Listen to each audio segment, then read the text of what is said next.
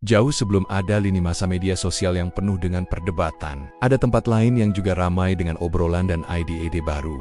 Sebelum ada media sosial, ada coffee house. Di Eropa, terutama Inggris pada abad ke-17 dan 18, tempat ini bukan sekadar kedai minum biasa. Coffee house menjelma jadi ruang publik yang hidup. Orang dari berbagai latar belakang pedagang, ilmuwan, penulis, politisi berkumpul di satu tempat yang sama. Mereka tidak cuma menikmati secangkir kopi, tapi juga bertukar berita, berdebat sengit soal politik dan filsafat, bahkan melakukan transaksi bisnis. Suasananya begitu cair dan setara. Sampai-sampai coffee house di London saat itu mendapat julukan unik, Penny University.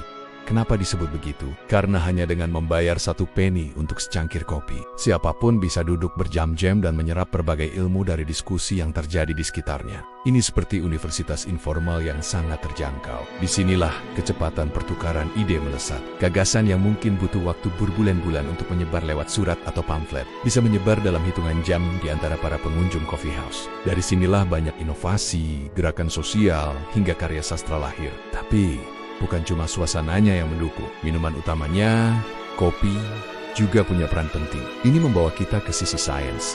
Kenapa kopi membuat kita melek dan lebih fokus? Jawabannya ada pada molekul kecil di otak kita yang bernama adenosin.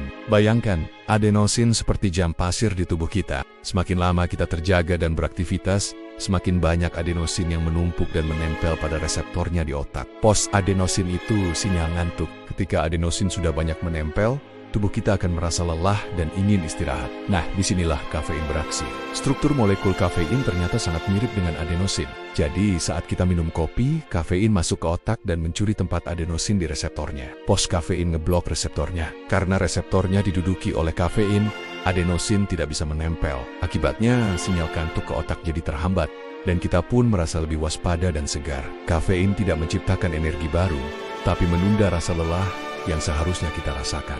Koneksi antara kopi, budaya, dan produktivitas ini dibahas mendalam oleh banyak penulis. Michael Pollan dalam bukunya Caffeine: How Coffee and Tea Created the Modern World menjelaskan bagaimana minuman berkafein mengubah ritme kerja dan pola tidur manusia secara fundamental. Sementara itu, Mark Pendergrast lewat Asterisk, Uncommon Grounds Asterisk, menceritakan sejarah kopi sebagai komoditas global yang membentuk ekonomi dan masyarakat. Jadi, lain kali saat kamu menyeruput kopi untuk memulai hari atau mencari inspirasi, ingatlah bahwa ada sejarah panjang di baliknya. Kopi bukan cuma minuman, dia ikut membentuk budaya diskusi modern dan cara kita melek, baik secara harfiah maupun kiasan. Kira-kira minuman apa lagi ya yang punya sejarah menarik seperti ini? Tulis idemu di kolom komentar. Sampai jumpa di episode berikutnya.